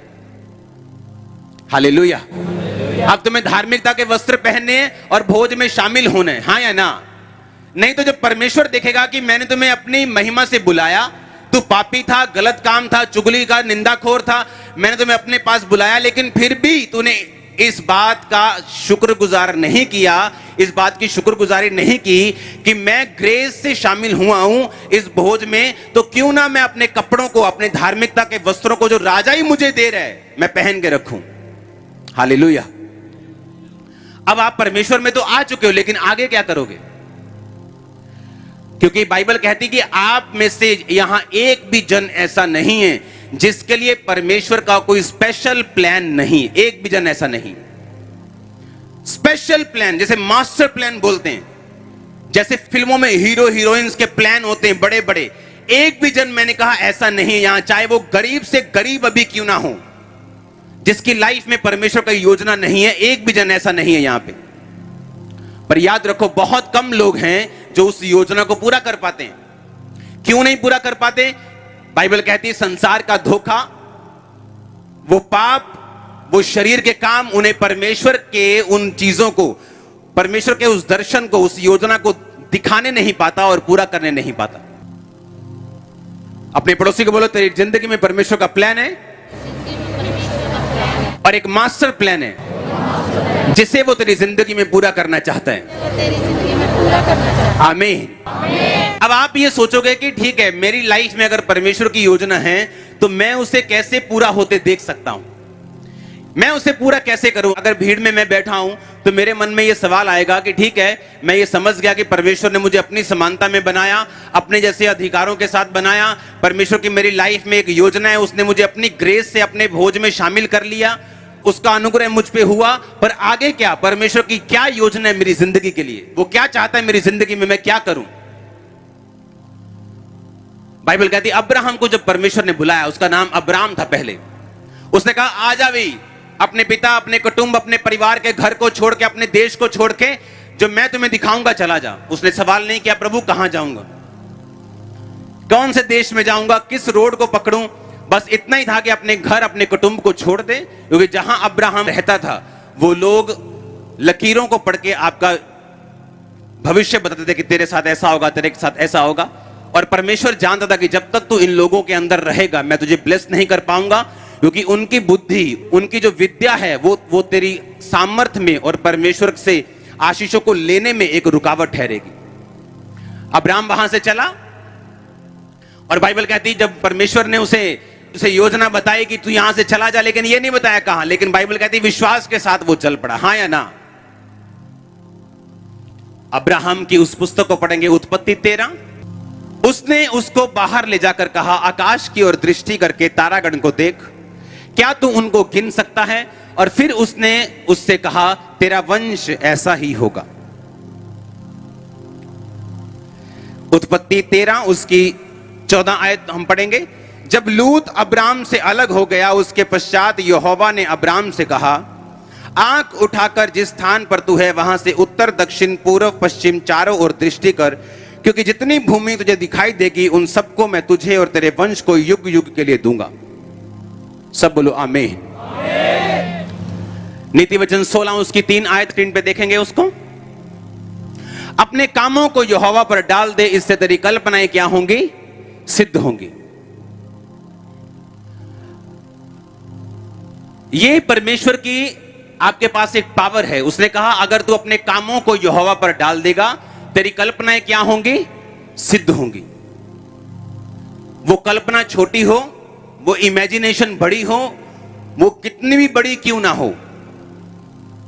वो यहां एक छोटे से छोटा जो कारों को साफ करने वाला वर्कर, अगर उसकी इमेजिनेशन है कि मैंने कारों का शोरूम अपना लेना है, वो उसकी पूरी हो सकती, परमेश्वर कर सकता है। आपको मालूम है? आपको मालूम नहीं शायद, मैं आपको बताता हूं वो कैसे कर सकता है। जब परमेश्वर ने आदम को बनाया उसने उसे कैसा बनाया, कैसा बनाया, अपने जैसा बनाया। अगर आपके दिमाग से सारा कुछ मिटा दिया जाए और आपको यह बोला जाए कि ऐसी एक धरती होगी और उसकी नींव हम पानी के ऊपर डालेंगे, आपको यकीन हो जाएगा? बाइबल कहती जब याकूब अपने मामा के पास नौकरी करता था और उसका मामा उसे जाने नहीं देना चाहता था कि वो भेड़ बकरियों को छोड़ के जाए ना, यही मेरा काम करता रहे, तो बाइबल कहती याकूब ने कहा तू मुझे काली भेड़ें और काली बकरियां दे दे और जितने बच्चे इनमें से डॉटेड और लाइनों वाले पैदा होंगे वो मेरी तनख्वाह, बाकी तेरे। उसने कहा ये तो फंस गया। अब काली बकरी होगी, काली बकरी का पति होगा, तो बच्चे तो वाइट होंगे नहीं, चितकबरे होंगे नहीं, लाइनों वाले तो होंगे नहीं। माँ अफ्रीकन है, बाप अफ्रीकन है, बच्चे तो अंग्रेज होंगे नहीं। उसने कहा ठीक है ये तेरी तनख्वाह, जितने बच्चे अंग्रेज हुए वो तेरी तनख्वाह, जितने बच्चे चितकबरे हुए वो तेरी तनख्वाह, कोई बात नहीं, तू काली भेड़ें और काली बकरियां रख ले। और बाइबल कहती रात को परमेश्वर के एक दूत ने उसे स्वप्न दिया कि जितनी बकरियां बच्चे पैदा कर रही हैं, काली बकरियां और काली भेड़ें, वो सारे डॉटेड हैं और सारे धारी वाले हैं। और जब वो सुबह उठा उसने पता क्या किया, उसने पॉपुलर, एक वृक्ष होता है जो आपके सब जगह लगा होता है, पॉपुलर को लिया और भी वृक्षों को लिया और उसको बीच बीच से छील दिया, उसे धारी वाला बना दिया और उसको उस जगह लगा दिया जहां भेड़ें इकट्ठी होकर पानी पीती थी। और जब भेड़ें आके उनको धारी वालों को देखती थी और इमेजिनेशन में, अपने दिमाग में याकूब ये देखता था दर्शन को कि जब वो बच्चे पैदा करेंगे वो धारी वाले पैदा करेंगे। और वही हुआ जो याकूब ने देखा। पता है क्यों? अब बताओ क्यों ऐसा हुआ? क्योंकि जब परमेश्वर ने धरती बनाई जो असंभव है, वो उसने कैसे बनाई? पहले धरती कहां पे थी? परमेश्वर के दिमाग में थी वो, और उसने अपने दिमाग में जो था उसको वचनों से बोला कि आकाश और पृथ्वी बन जाएं, और वैसा। अब ये बात तो इम्पॉसिबल है कि आपकी गाय वाइट हो, सांड वाइट हो और बच्चा भैंस के जैसा पैदा हो जाए, पर बाइबल कहती है ऐसा हुआ, और वही बच्चे पैदा हुए जो उसकी तनख्वाह थी। और ऐसा एक बार नहीं हुआ, कितनी बार हुआ? 10 बार। क्योंकि उसका मामा आके बोलता है, अच्छा ये काली भेड़ और काली बकरियों ने लाइनों वाले बच्चे पैदा किए हैं, चलो कोई लोचा हो, गलती हो गई, कोई बात नहीं बेटा। अब ऐसा है कि जितने जितने धब्बे वाले बच्चे होंगे, जैसे शेर पे तेंदुए पे धब्बे होते हैं, वो तेरी तनख्वाह, बाकी सारे मेरे। क्या हुआ फिर? उसने दर्शन देखा कि वही धब्बे वाले बच्चे पैदा हो रहे हैं और वही धब्बे वाले बच्चे पैदा हुए। उसका मामा आके देखता है, अच्छा धब्बे वाले बच्चे पैदा हो रहे हैं, अच्छा कुछ करना ही पड़ेगा इसका, ठीक है, जितने बड़े बड़े गोले वाले पैदा होंगे वो तेरी तनख्वाह, बाकी सारे मेरे। उसने दर्शन देखा कि बड़े बड़े गोले वाले पैदा हो रहे हैं और वही बच्चे पैदा हुए। बाइबल कहती 10 बार उसकी मजदूरी बदली गई और 10 बार वही बच्चे पैदा हुए जो उसने दर्शन में देखे थे। अपने कामों को यहोवा पर डाल दे, तेरी कल्पनाएं सिद्ध होंगी। अब आपके दिल में विजन हो सकता है कि मुझे एक बड़ी कंपनी का मालिक बनना है, मुझे एक बड़ी मिनिस्ट्री करनी, मुझे अपनी फैमिली को ऐसा देखना है, मुझे अपने बच्चों को सक्सेसफुल देखना है। आप सबसे पहले उन्हें दर्शन में देखेंगे, अपनी इमेजिनेशन में देखेंगे। इब्रानी 11 उसकी 1 आयत को देखेंगे। अब विश्वास आशा की हुई वस्तुओं का निश्चय और अनदेखी वस्तुओं का प्रमाण है। बोलो, विश्वास आशा की हुई वस्तुओं का निश्चय और अनदेखी वस्तुओं का प्रमाण है। मैं 3 आयत पढ़ूंगा। विश्वास ही से हम जानते हैं कि सारी सृष्टि की रचना परमेश्वर के वचन के द्वारा हुई। यही नहीं, जो कुछ देखने में आता है वह देखी हुई वस्तुओं से बना है। सब जोर से बोलो हालेलुया। बोलो विश्वास आशा की हुई वस्तुओं का निश्चय और अनदेखी वस्तुओं का प्रमाण है। बाइबल कहती जितनी देखी वस्तुएं आप देख रहे हो ये परमेश्वर के कैसे बनी है? वचन से। और क्या वचन दिखता है कि नहीं दिखता? वो नहीं दिखता। जो मैं बोल रहा हूं वो आपको सुन रहा है, दिख थोड़ी रहा है। उसने कहा विश्वास आशा की हुई चीजों का निश्चय। कहता अगर तुझे वो चीज चाहिए जो तू चाहता है, सबसे पहले तुझे अपने दिमाग में उसकी क्लियर फोटो बनानी पड़ेगी कि मुझे चाहिए क्या। वो चाहे असंभव काम हो, वो अपनी खोपड़ी से निकाल दो कि ये होगा कि नहीं होगा, ये बहुत बड़ा है। हम अपनी पॉकेट के हिसाब से अपने प्रोजेक्ट्स फाइनल नहीं करते, हम गॉड की पॉकेट के हिसाब से अपने प्रोजेक्ट फाइनल करते हैं। तो अपना दिमाग खत्म कर दो इधर से कि मेरे दिमाग में क्या है कि ये तो बहुत बड़ा कैंसर है, ये तो बहुत बड़ा रोग है, ये तो बहुत बड़ा कर्ज है, ये तो बहुत बड़ी, ये दिमाग से निकाल दो। अगर पानी के ऊपर धरती की नींव पड़ सकती है तो सोचो क्या हो सकता है। लेकिन परमेश्वर ने कहा जो पावर मेरे पास है, मैंने अपनी बुद्धि से इसे बनाया, वो पावर तेरे पास भी है, पर उसे काम में कैसे लाना आज मैं वो आपको बताऊंगा। सबसे पहले बाइबल कहती अगर आपके दिमाग में परफेक्ट पिक्चर नहीं है कि आप चाहते क्या हैं, परमेश्वर उसको पूरा करना उसके लिए मुश्किल हो जाएगा। जैसे एक लड़की प्रार्थना करती रहती थी, प्रभु मुझे अच्छा पति चाहिए, अच्छा पति चाहिए, अच्छा पति चाहिए। परमेश्वर कहता कैसा अच्छा? मेरे लिए एक टीचर भी अच्छा है, मेरे लिए एक क्लर्क भी अच्छा है, मेरे लिए तो अच्छा अच्छा ये तेरे, तू कैसा अच्छा चाहती? उस पास्टर ने कहा तू क्या चाहती? परमेश्वर के लिए तो सब अच्छे हैं जो अच्छे लोग हैं, लेकिन तेरे लिए अच्छा क्या है वो तुझे पता है। उसने कहा तुझे कैसा प्रोफेशन कैसा चाहिए उसका, अपने पति का? कहती वो टीचर होना चाहिए। उसने कहा लिख ले। उसने कहा टीचर होना चाहिए। लंबा होना चाहिए, गिट्ठा होना चाहिए, लंबा होना चाहिए। अच्छा कैसा? ये ऐसा म्यूजिक भी पसंद होना चाहिए, नहीं पसंद होना चाहिए, ये पसंद होना नहीं। 10 उसने लिखे, परफेक्ट पिक्चर बनाई, उसके लिए प्रेयर की, दिमाग में रखा। 6 महीने में वैसा पति उसके पास था।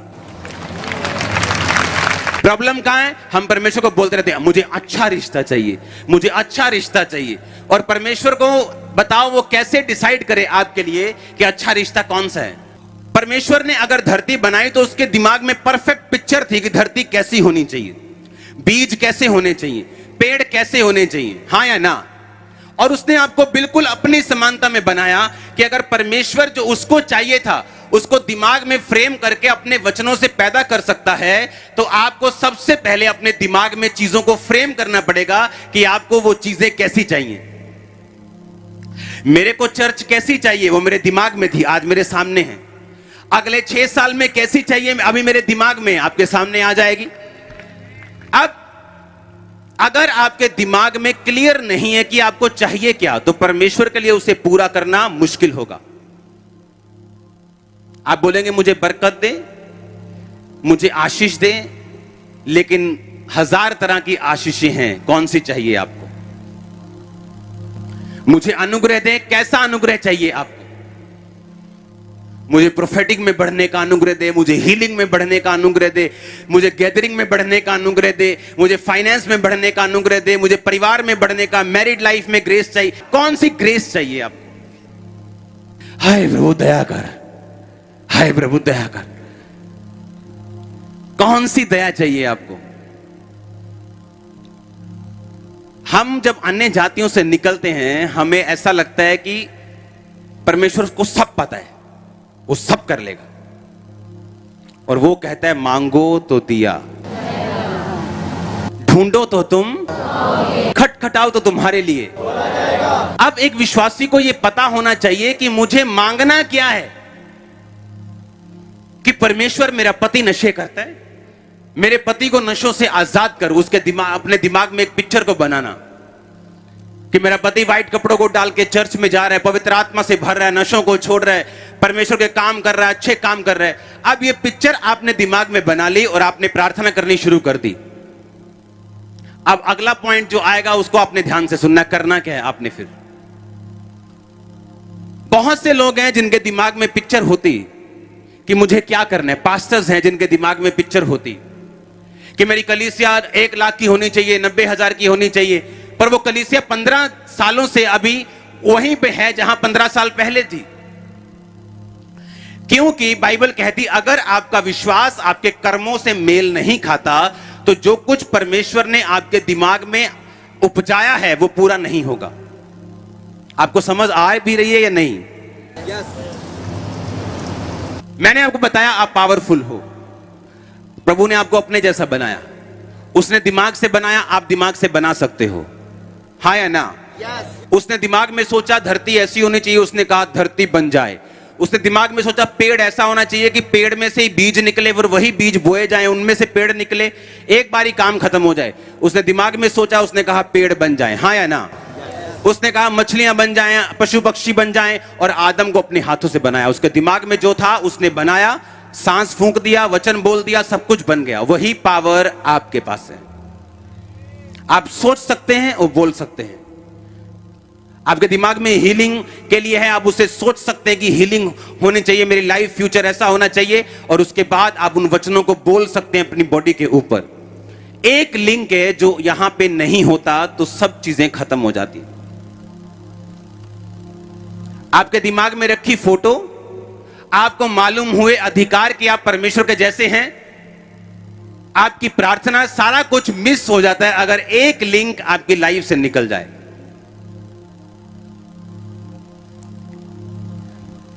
एक पास्टर की टेस्टिमनी को सुन के उसके चर्च के 2 लड़के थे, उन्होंने कहा अगर परमेश्वर $2500 से $5 मिलियन, यानी उस टाइम का आप लगा लो, इस टाइम का 35 करोड़, उस टाइम का 350 करोड़ होगा।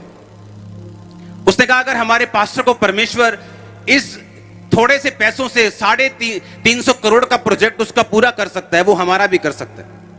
उसने कहा क्या करें? उसने कहा तू 40,000 का तू लोन ले ले डॉलर्स का, 60,000 का मैं लेता हूं।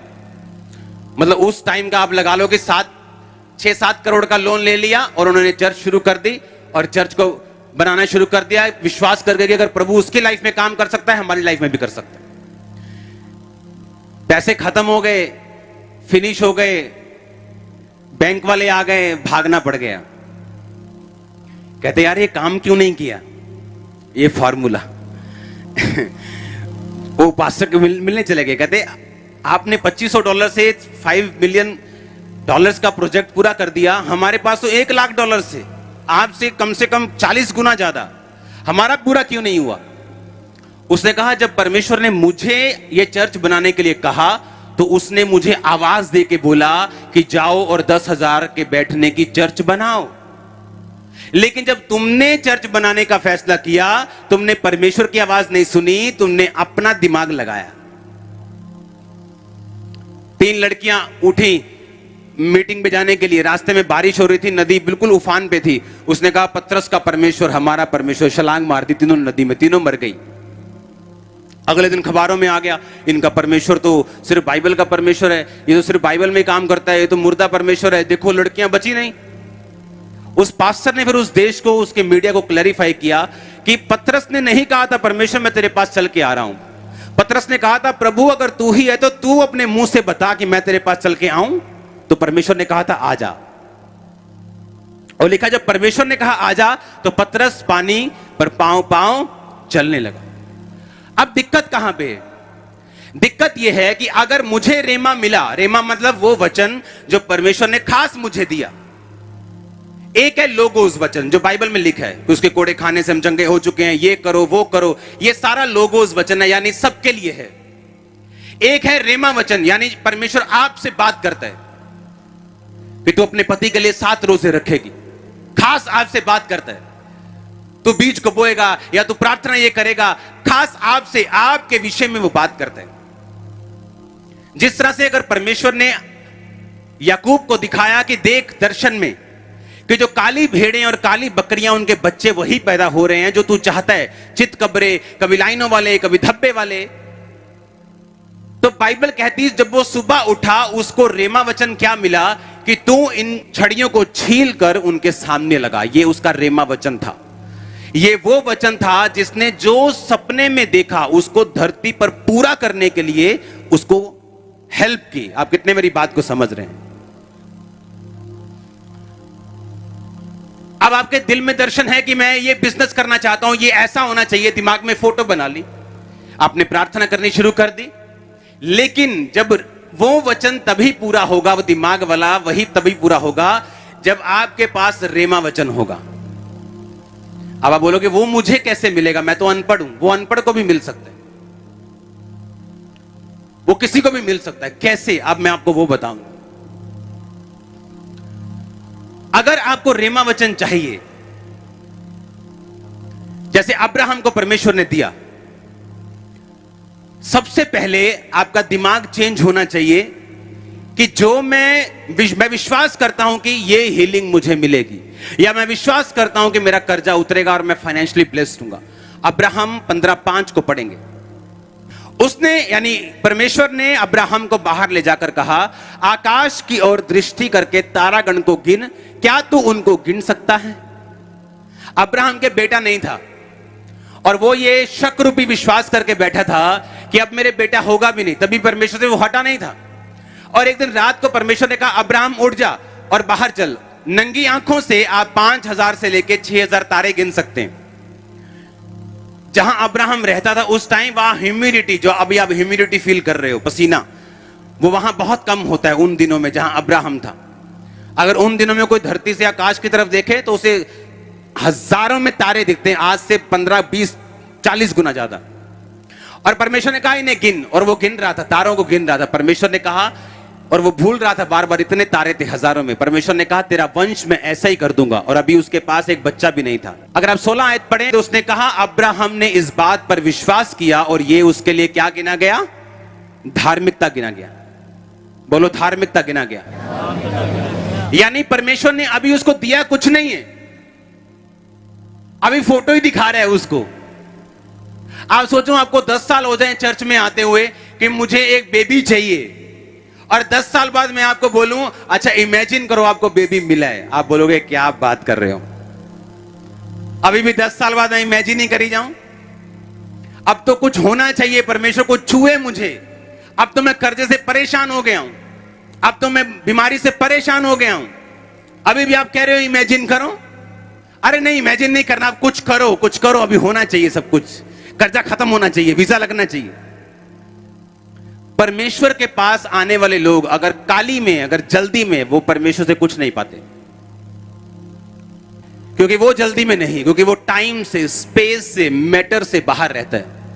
हम टाइम में हैं, हम मैटर में रहते हैं, हाँ सॉलिड मैटर में रहते हैं, हम स्पेस में रहते हैं, लेकिन वो इन तीनों चीजों से बाहर रहता है। वो आपके हिसाब से काम नहीं करता। आप सोचेंगे परमेश्वर अब तो मुझे दे ना, प्रैक्टिकल कुछ दे। परमेश्वर अब्राहम को पता कब बोल रहे हैं, कितने कितने साल का था अब्राहम इस टाइम? इमेजिन करो अपने घर से उसे निकले हुए 20 साल हो चुके थे, और परमेश्वर कह रहा अब्राहम इमेजिन कर। जब परमेश्वर मुझे ये बातें सिखा रहा था, मेरी प्रार्थना जब मैं 10 साल हो चुके थे एक ही बात के लिए प्रार्थना करते, हीलिंग डिलीवरेंस के लिए, और 10 साल बाद भी कुछ असर नहीं हो रहा था, तो मुझे भी ऐसा ही महसूस होता था कि परमेश्वर बातें ही करता रहेगा कि कुछ करेगा भी। और कई बार लाइफ में निराशा महसूस होती थी, डीप निराशा, बहुत डीप, जितना आपने सोचा भी नहीं। और अब्राहम को परमेश्वर कह रहा है कि फोटो देख, ये देख तारे गिन, मैं तेरी संतान को ऐसा कर दूंगा। और आप जानते हैं अब्राहम, बाइबल कहती है उसने फेथ किया। आप बाय फेथ, जो बेबी 40 साल से नहीं हुआ और आप 60 साल के भी क्यों नहीं, आप उसका नाम रख सकते हो बाय फेथ, कि ये मेरा शैमुएल आ रहा है, यीशु मसीह के नाम में वो आ रहा है, कि मेरा फाइनेंस ये आ रहा है, मेरा कर्जा ये जा रहा है, मेरी प्रॉब्लम ये जा रही है यीशु मसीह के नाम में। बाय फेथ लिखा, उसने विश्वास किया। उसने ये नहीं कहा हाँ हाँ प्रभु ठीक है यार, चलो ठीक है कोई नहीं। लिखा उसने कहा वाह इतने होंगे मेरे। उसने विश्वास किया, और लिखा ये विश्वास उसके लिए धार्मिकता गिना गया। अब दिमाग में परमेश्वर ये चाहता था कि सबसे पहले जो तेरी आशीष तेरे पास आएगी, वो तेरे सबसे पहले कहां आएगी?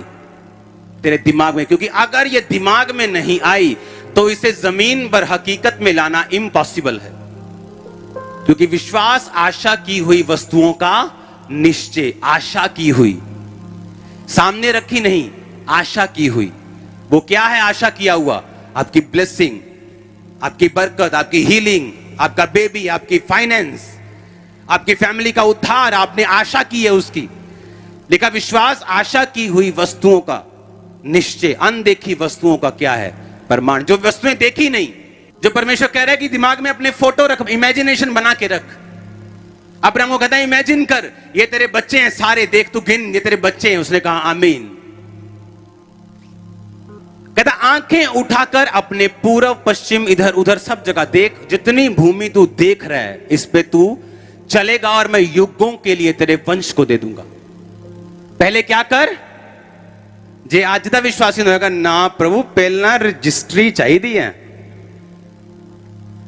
पहला मेरे नां ते रजिस्ट्री होनी चाहिए, फिर विश्वास करूंगा। एवं किवें मैं विश्वास कर ला किसी दी जगह ते?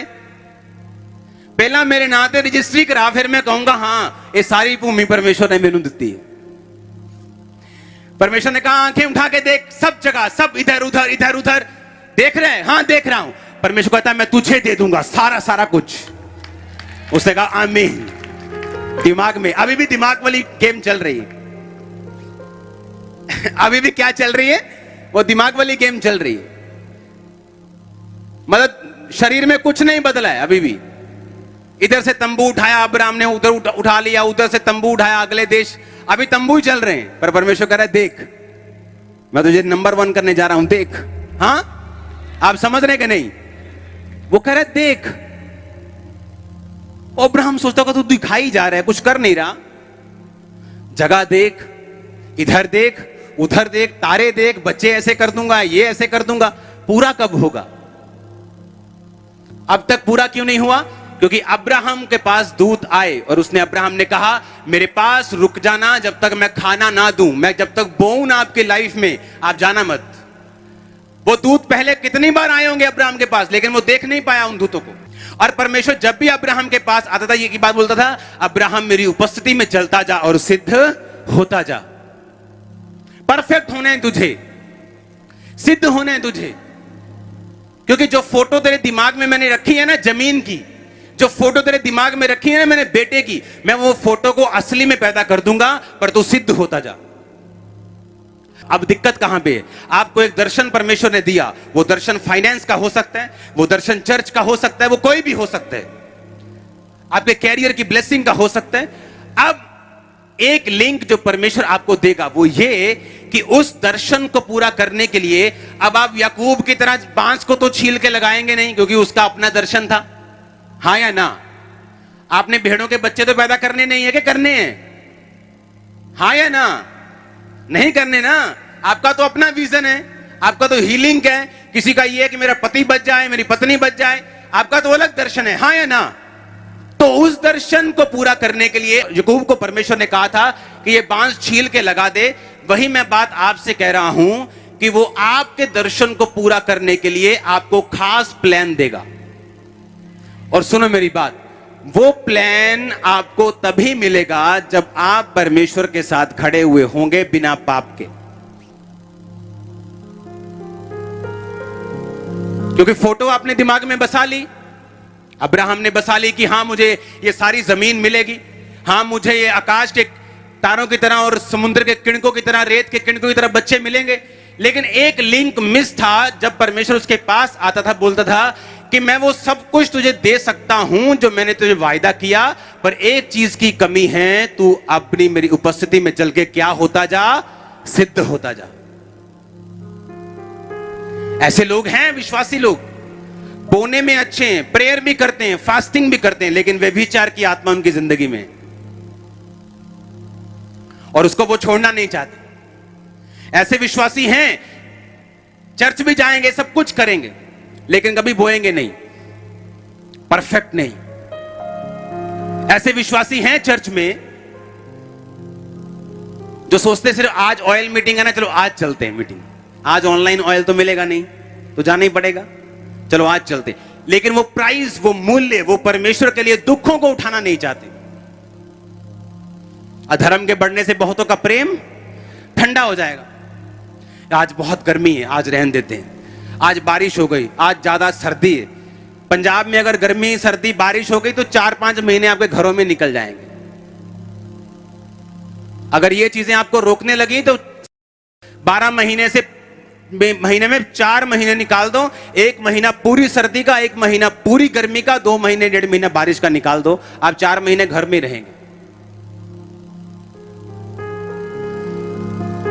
जब भी आपने किसी को बरकत लेते हुए, असली वाली बरकत, बड़ी आशीष आपने लेते हुए किसी को देखा होगा, तो उसको तभी देखा होगा जब उसने जीवन की अपनी सारी कमियों को निकाला है और परमेश्वर के पीछे चला है।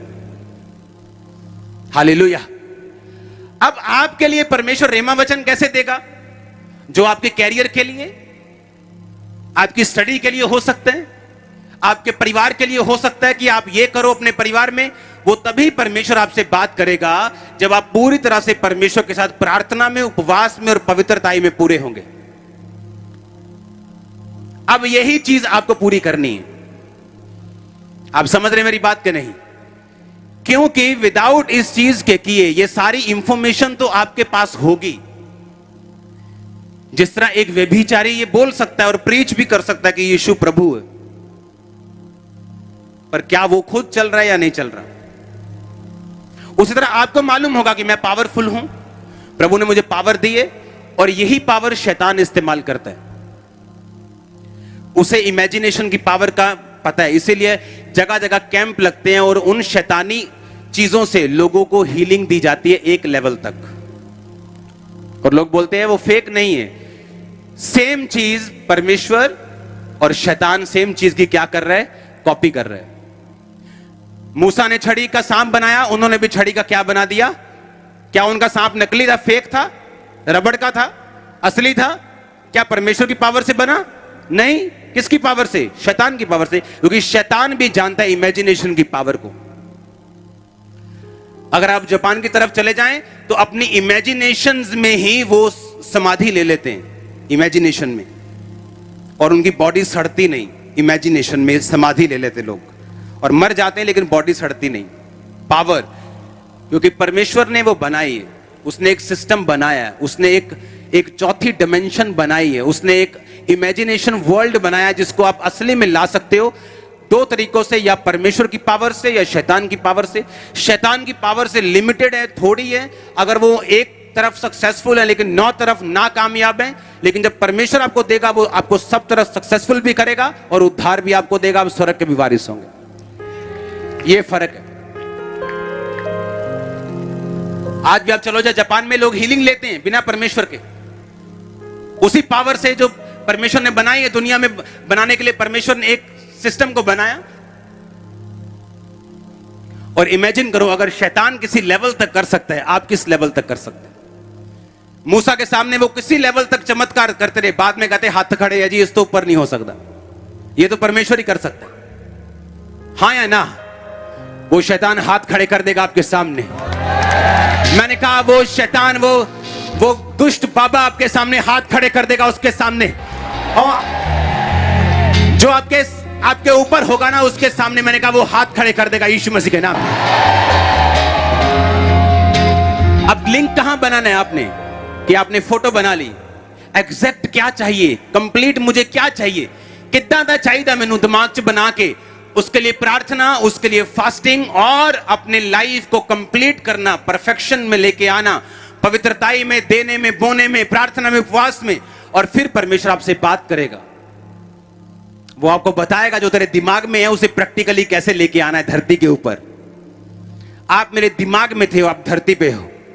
आने वाले दिनों में वो किलोमीटर्स मेरे दिमाग में और धरती पे आएंगे।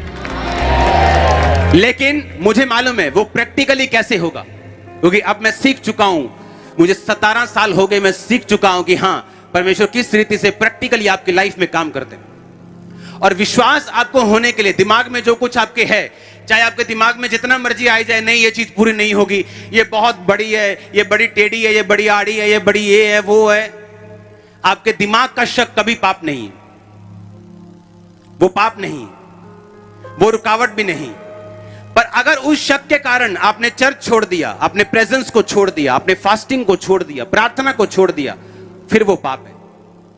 इमेजिन करो आपको 30 साल से आपके बेबी नहीं है, और आपने इमेजिन किया कि परमेश्वर मुझे मेरी अपनी संतान देने जा रहा है, लेकिन आपके दिमाग में यही चल रहा है कि ये पॉसिबल नहीं है, ये नहीं होगा। ठीक है, मैं इमेजिनेशन कर रही हूं, मैं प्रार्थना कर रही हूं, मैं पवित्रताई में हूं, प्रार्थना में हूं, बोने में हूं, सब कुछ कर रही हूं, लेकिन आपके दिमाग में वो नहीं हो सकता, ये नहीं हो सकता।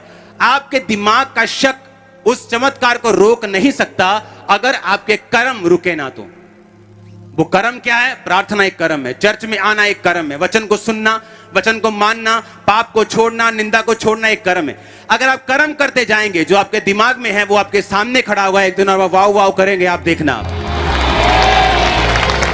मैं आपको सही बता रहा हूं कि नहीं बता रहा हूं? क्योंकि आप दिमाग में फाइट होगी आपके कि ये कैसे हो सकता है, ये तो हो ही नहीं सकता, ये मिर्गी के दौरे जा ही नहीं सकते, ये तो खड़ा हो ही नहीं सकता, ये तो चल ही नहीं सकता। आपके दिमाग में बहुत कुछ होगा, लेकिन वो दिमाग का शक पाप नहीं है अगर आपने परमेश्वर का पीछा करना नहीं छोड़ा। मैं आपको अपनी सच्चाई बताता हूं कि जो परमेश्वर ने मेरे जीवन में दिया, सेवा में आने के बावजूद भी मुझे विश्वास नहीं था कि ये मुझे मिलेगा, शक रूपी विश्वास। लेकिन मेरी प्रार्थना कम नहीं हुई, मेरा मांगना कम नहीं हुआ, इमेजिनेशन कम नहीं हुई, वचन के साथ लड़ना, उस प्रार्थना को पूरा करना कम नहीं हुआ, बोना कम नहीं हुआ, रोजे कम नहीं हुए, कुछ भी कम नहीं हुआ। और उस थोड़े से शक के बावजूद उन चीजों को मैंने बढ़ के पाया जो मैंने मांगा था। प्रॉब्लम है जब शक आता है, उसके बाद शैतान आपको अपनी ओर खींचता है। चल ब्लू फिल्म देख, कोई फायदा नहीं, चल सिगरेट पी आके, चल शराब पीते हैं, चल वो देख पार्टी करते हैं, ये भी तो लोग ही है ना, ये भी तो मानते यार रब नूं, यार इन्ना भी कड़ा रब नूं मनना 24 घंटे, चल आ यार मजे करिए अब। और एक बार आप मजे करने गए, आपका लिंक टूट गया, फिर दिमाग की वो पिक्चर शेख चिल्ली पिक्चर कहलाएगी। जैसे शेख चिल्लियों की नहीं होती दिमाग में कि वो राजा है, बस वो राजा दिमाग का ही राजा है फिर, क्योंकि उसको प्रैक्टिकली अगर आप पूरा नहीं करेंगे आप पागल ठहरेंगे। आप मेरी बात समझ रहे कि नहीं? अब्राहम को परमेश्वर ने कहा तेरे तारों के समान बच्चे होंगे। अब्राहम जाके बोलता है ओए मेरे लोगों, परमेश्वर कहता है तारों के समान मेरे बच्चे होंगे। सारे हंस रहे होंगे कि 90 साल का बुढ़ा है, थोड़ा सा सरक गया है। इमेजिन करो अगर अब्राहम पाप में पड़ जाता, परमेश्वर को छोड़ देता, तो लोग बोलते हैं यार पागल है, बहुत बातें बोलता था जब ये 90 साल का था, और सब पूरा नहीं होगा। क्यों? परमेश्वर से हट के तुम कुछ भी नहीं कर सकते। परमेश्वर से जुड़े रहना पड़ेगा, मेहनत करनी पड़ेगी। वो दिमाग की पिक्चर कामयाब होने वाली, मैं आपको कांग्रेचुलेशन बोलता हूं एडवांस में। नो आई मीन छोटे। मैंने कहा खड़े हो क्या आमीन बोलो, मैंने कहा कांग्रेचुलेशंस, मैंने कहा congratulations, congratulations, congratulation Gurdaspur church, congratulation church यीशु मसीह के नाम में। आमीन ऊंचा, ये आशीष मैंने कहा आपकी। आप समझ रहे कि नहीं? वचन समझ आया कि नहीं? ऊपर से तो नहीं गया, साइड से तो नहीं चला गया, चला गया अंदर। मैंने आपको पास्टर सेमिनार वाला वचन दिया जो पास्टर्स को दिया जाता है, क्योंकि मुझे यह बिलीव है कि आप सब लोग सुसमाचार प्रचारक ही हो। बहुत जल्दी सुसमाचार प्रचारक की टीम फिर से एक बड़े लेवल पे यहां पे खड़ी हो जाएगी। फिर से हम अभी वेट नहीं करेंगे कोरोना शरोना ये हो वो। हालेलुया। पंजाब में परमेश्वर के इस एरिया में अगर परमेश्वर का प्लान है आप पे तय करनी, तो उस प्लान के नीचे अगर आप काम करेंगे आप भी ब्लेस्ड होंगे। आप भी नहीं, आपके घराने भी होंगे। आमीन ऊंचा, ये आशीष आपकी।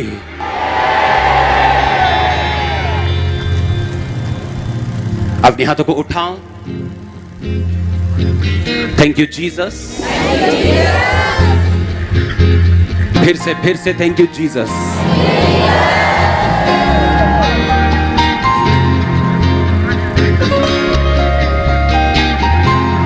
अंगीकार करो, उस फोटो को, इमेजिनेशन को देखो कि खुदावन से आप क्या चाहते हैं, और परमेश्वर से रेमा वचन को मांगो, परफेक्शन वाली लाइफ मांगो। उससे मांगो कि वो आपको छुए, आपकी कमियों को दूर करे, ताकि आप उस इमेजिनेशन को पूरा होते देख सके। मांगो अपने हाथों को उठा के, थैंक यू जीसस।